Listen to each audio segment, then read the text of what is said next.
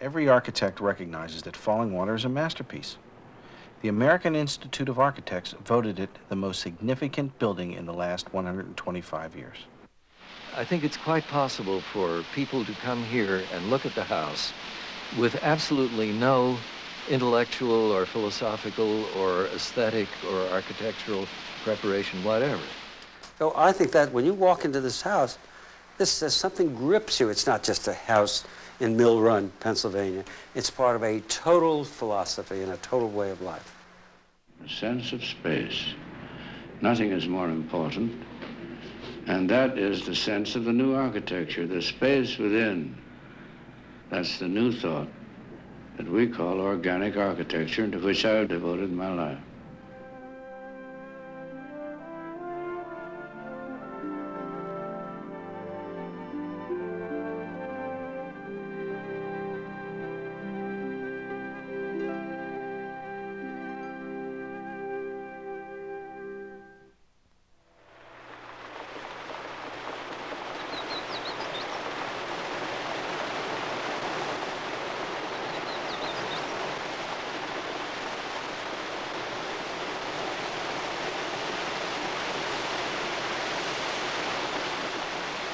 Deep in the woods, the only sounds to be heard are the sounds of nature.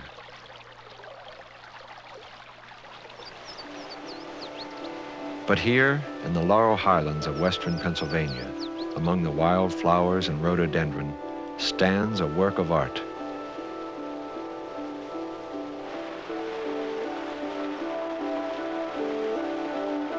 It is the most famous of 20th century houses.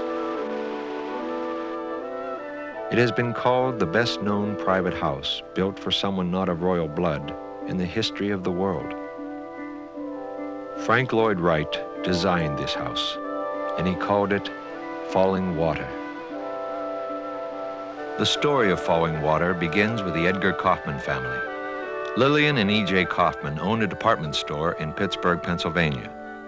In 1934, their son, Edgar Jr., returned home from studying art in Europe. A friend recommended that he read Frank Lloyd Wright's autobiography. He became so impressed with Wright's philosophy that he went west to study with him, joining a select group of apprentices in Spring Green, Wisconsin. He introduced his parents to Frank Lloyd Wright at the very time they were thinking of building a new weekend retreat in the mountain woods they loved. Edgar Kaufmann Jr. remembers those times. When my parents invited Wright to visit the property with the idea that he might design a house for them, they took him around the property and explained why the existing house was insufficient and no longer very happily located. And they also took him down to the waterfalls here and explained that a lot of the family's time, and of course their guests' time as a result too, was spent basking on the flat rock at the base of the falls, walking in under the falls, getting a massage, sliding down into the pothole, and having fun.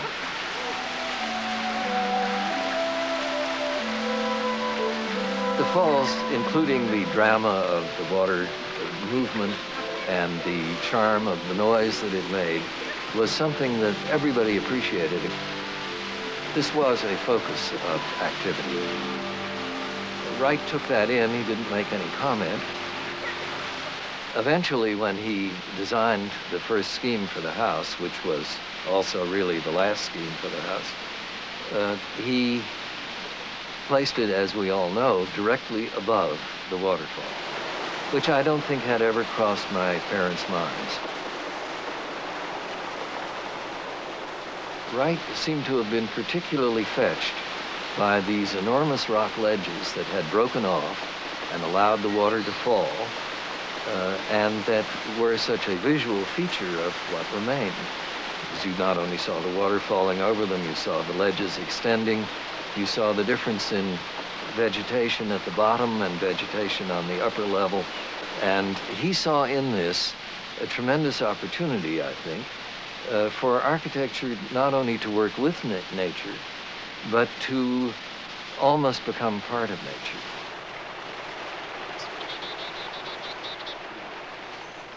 The leak that we were talking about was occurring in this area. The wall that we talked about, that it was coming through, is in here, and this is what I think we have to excavate. Louis Astorino, when he first saw it as an architectural student, was inspired by Fallingwater. Now, his architectural firm has been commissioned to make the first precise drawings of the house. Wright's plans existed, of course, but until these drawings, there were no accurate measurements of exactly how the finished house matched his plans. Great. Thank you. Thanks. The genius of Fallingwater, from my point of view, is its siting. If you see the site, it's in a lovely wooded area with a stream through it and a waterfall. The natural tendency that any ordinary architect would do would be to site the house looking at the waterfall. And in fact, I think probably Mr. Kaufmann Sr. felt that that was the logical place to put the house himself. But that wasn't a good enough solution for Wright, because he felt that any solution had to do two things. Not only did it have to look good, serve an aesthetic function, but it also had to work well. By siting the house on the southern slope, it now worked because every room could receive sunlight. It also put the house on top of the waterfall. And what a unique way to view a waterfall.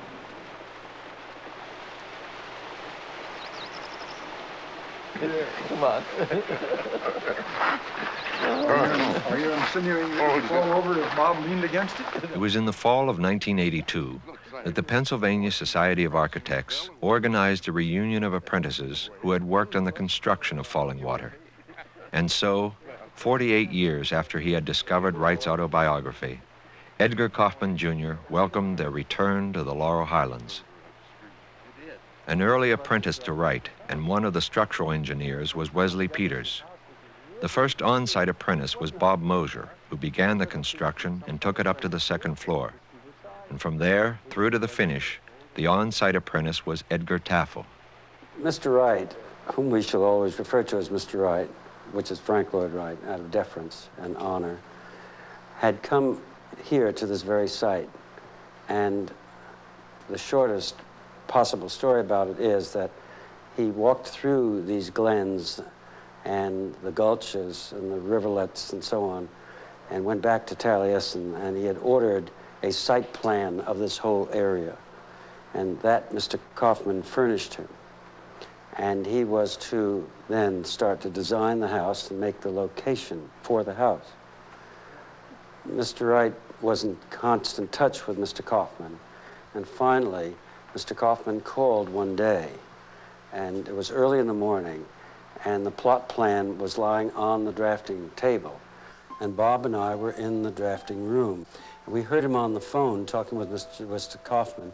And he said, "Oh, yes, E.J., come along." Well, he sat down to draw. It was rapid fire, so it just poured out of the, I'd say, he was cooking on simmering on a back burner upstairs here for perhaps a long time, because every line that was drawn was perfectly natural. There wasn't any hesitation. And he was just drawing first the first floor, the second floor, and details, and a section, always a section through the building. And he had this totally in his mind. He knew how it fit in here. He knew the relationship of the waterfall to the glen, to everything. And he had then the third floor, and then he did one elevation. And what I've told you lasted about 3 hours. It's about 130 miles from Milwaukee. And suddenly, then at the end, he drew big lines at the bottom. His titles were always big. Fallingwater, a house for Mr. and Mrs. E.J. Kaufmann, Mill Run, Pennsylvania, Frank Lloyd Wright, architect. And, of course, I may be romanticizing it in retrospect, but nevertheless, at that moment, Mr. Wright's secretary came in and said, "Mr. Wright, E.J. Kaufmann is here, Mr. Kaufmann." And Kaufmann came toward the drafting table, and Mr. Wright got up and lifted up his hand and said, "E.J., we've been waiting for you."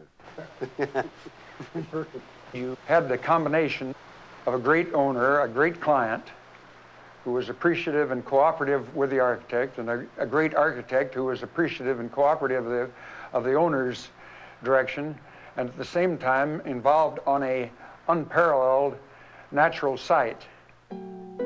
When he designed Fallingwater, Frank Lloyd Wright was almost 70 years old. He had already lived several lives as an architect. He was still being discovered for his brilliance, and then rejected for his maverick ways and wild ideas. Now, in the 1930s, he was out of fashion. He had built little for the better part of a decade. Once called America's single most important architect, he was reduced to the rebel with no worthy cause. Back in the late 1920s, he had established a unique school of architecture, a place where apprentices could study and learn his philosophy firsthand. He built the school and his home on the brow of a hill and took its name from his Welsh heritage, Taliesin, shining brow. There in Wisconsin and at Taliesin West in Arizona, Frank Lloyd Wright taught the principles of his practice and inspired belief in his new architecture.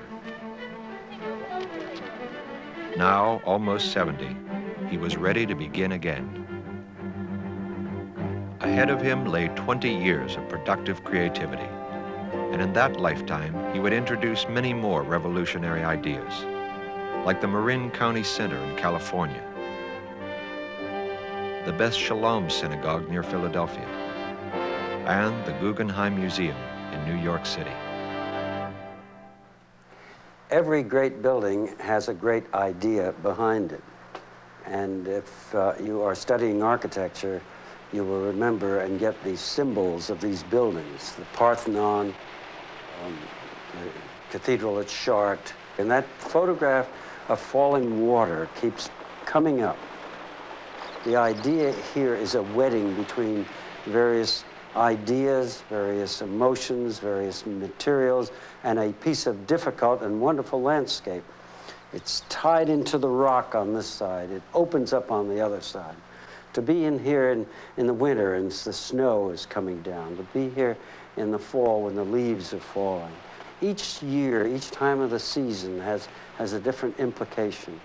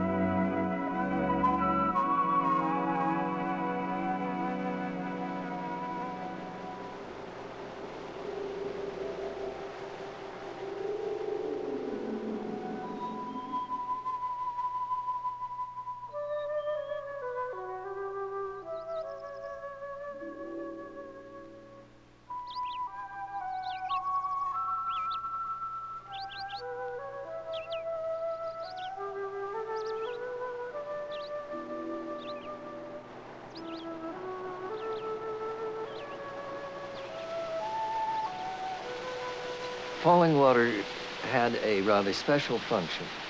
It was a vacation house for people who lived in a city, worked in a city. My mother worked as well as my father. And the whole idea was it was something to give their lives a balance. It wasn't their home, it was the aspect of their life that augmented what they did during the body of the week by giving them an immediate relationship with nature. A simple example of how the house helped them in this weekend and vacation relationship lies, let's say, in the windows in the front of the living room. It's a strip of ribbon windows, and they look out on a hillside. You don't see the bottom of the hill, you don't see the skyline. You don't even see the bottom of the vegetation. You don't see the roots of the trees or the plants. You see a panorama of plants, and you see them in a very precisely framed relationship, which doesn't depend on whether one tree survives or not. this relationship to nature is still dictated and given a certain clarity by the framing. And then it's given a certain rhythm by the division of that frame into regular spaces, so that as you look out, you're seeing nature given a human scale. Fallingwater gave the Kaufmann family a special relationship to their beloved woods. Edgar Kaufmann Jr. remembers how much his father loved the out of doors. My father was indeed a nature buff. Anything that was natural and living appealed to him forever. Frank Lloyd Wright appreciated that love of nature and responded. And I said, why not build your house here? Inhabit the place that you love. So we built a house, that spot he loved, on the stream, and there he lived. The plans were completed and construction began in the spring of 1936. There were no newsreel photographers to record the event. Fallingwater was destined to make architectural history, but only an amateur photographer was there to document its beginnings. While Wright's apprentices represented him at the site, a local contractor oversaw the concrete and stone construction work. The stones were cut from an old quarry just west of the falls. All of the labor was by local workmen, and both contractor and crew had to be quickly trained to Wright's ways. Some of the local experts, however, were not confident about the wisdom of Wright's bold design. When my father received the blueprints from Wright of the house, he naturally discussed these with friends of his in Pittsburgh, including many who are engineers. And some of these engineers were extremely doubtful about the viability of the structure and also of the possibility of placing such a heavy element directly on the piece of rock that it was meant to go on. So that he then asked for more complete studies of the problem and got lengthy reports, all of which tended to show that the house couldn't conceivably stay upright, and that his money would be down the drain and he would ruin the landscape and everything would be disaster. And he mailed these to Mr. Wright, and he got back a very brisk stroke of lightning, which said, "You are not worthy to have a house of mine if you believe in this junk," or words to that effect. My father agreed that this was true. So he wrapped up the reports, and they were duly buried in one of the stone walls that was going up at that time, and future archaeologists can have a circus. Of course, by that time, the house will indeed have fallen down, so there's no telling who's going to win. Now here we have this marvelous concept of building a home over a waterfall. But there are some practical problems to it. How do you do it? Normally when a house is built, you build a foundation, and directly above the foundation is the remainder of the house. Well, if you do that on our site or on this site, the house wouldn't work. Because part of it had to be cantilevered over the waterfall, part of it had to extend over the waterfall. So Wright employed a means which we call a cantilever. He built a foundation, and then on top of the foundation was another beam that stuck out above and over the foundation. And it's not unsimilar to a diving board. On top of that beam then, much more structure rested, such as the chimney masses, to help really secure that diving board, and you can see that beam really becomes pretty solid. Wright used this method 4 times in the foundation of Fallingwater. There are, in fact, 4 of these piers, as I said, 1, 2, 3, and 4. First one being stone, the other 3 being a combination of stone and concrete. They became the main support system for the entire house. We then take, on top of those piers, and we add the main floor. And as you can see, we have the 4 beams resting directly over the piers, which becomes now the foundation for the main floor of the house, the living room of the house. Fallingwater has been designed and constructed of 4 basic materials. Stone, which was quarried locally on the site. Concrete, very organic material. Steel, largely showing up in the reinforcing of the concrete, but also evident in the frames of the windows, and glass. Basically your 4 materials. Wright invented the casement window, which opens from the side.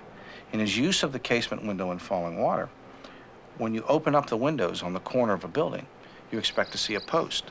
But because of the cantilevers, they're not needed. So when that window is opened up, nature just takes you over, and it's just a marvelous experience.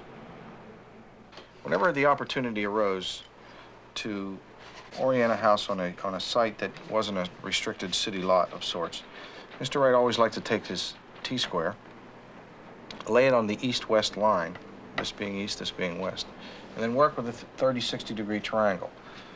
What I have is a floor plan of Fallingwater, and we tested the theory in our office of wondering whether or not it worked in this particular case.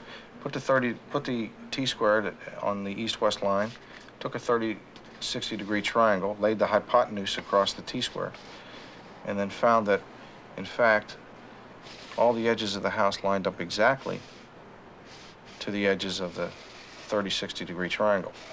By doing this, this oriented the house exactly as Mr. Wright liked it, so that the sun would appear in most of the rooms. In addition to these innovations, there are other signs of the genius of Frank Lloyd Wright.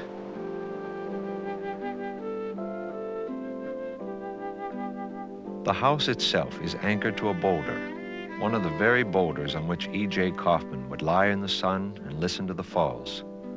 Wright made that boulder the hearth and heart of Fallingwater. Frank Lloyd Wright designed all of the furniture to echo the house. Sofas cantilever from the walls, and the low seats and tables have edges that extend like balconies.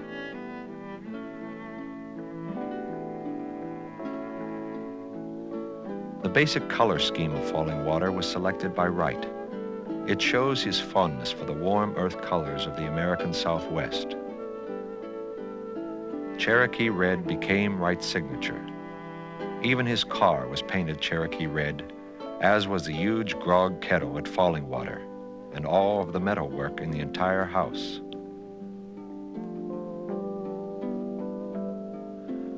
The stone walls of Fallingwater are laid up to match the strata of natural stone from the surrounding area. Stones in the floor are waxed to resemble the bed of the stream. The great architect's design never forgets the setting. The living room opens to the stream below. Here, a stairway lets in the sound of the falls and provides ventilation.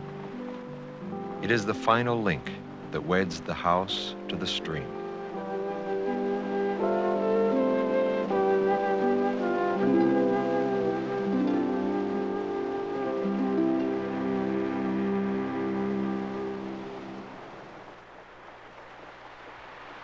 What influenced your father to go to Mr. Wright? Just Me. You?